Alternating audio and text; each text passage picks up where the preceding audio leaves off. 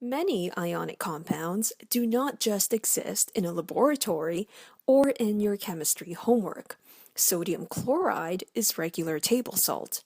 Sodium fluoride is added to some toothpastes to help strengthen tooth enamel. Ammonium nitrate can be used to fertilize plants. Although their real-life applications are very different, they share a few key properties. In this lesson, we will learn about the properties of ionic compounds. These ionic compounds have very high melting points and are brittle because of their 3D giant ionic lattice structure. The strong electrostatic attractions holding the 3D lattice structure in place mean that a lot of energy is required to overcome these attractions. When we apply a force, it breaks the regular repeating pattern of oppositely charged ions, causing ions with like charges to come close to one another. The ensuing repulsion breaks the lattice structure. Sodium chloride, sodium fluoride, and ammonium nitrate can all dissolve in water, as we know. Or else we wouldn't be able to flavor our soups, brush our teeth, or fertilize our plants. Most ionic compounds are soluble in water. In water, an ionic compound can dissociate into its ions. So when we dissolve sodium chloride, it will dissociate into sodium and chloride ions.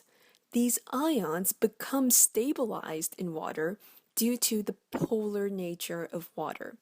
As you can see, the sodium ions are stabilized by the negative dipole of water, and the chloride ions are stabilized by the positive dipoles of water. This solvation stabilizes the free-floating ions. An ionic compound dissolved in water can conduct electricity. This is another key property of ionic compounds.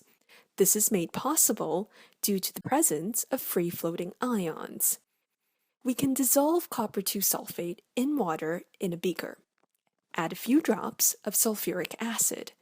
Place a strip of copper and a strip of zinc into the solution. These will act as electrodes. Using 2 alligator clips, connect one strip to one end of the mini light bulb and another strip to the other end to complete the circuit. You will see that the light bulb lights up. Hence, this solution conducts electricity. Following on the same idea, molten ionic compounds can also conduct electricity.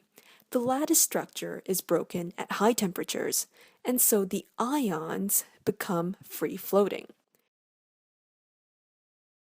In summary, ionic compounds have high melting points, are brittle, and can conduct electricity when dissolved in water or molten due to the presence of free-floating ions.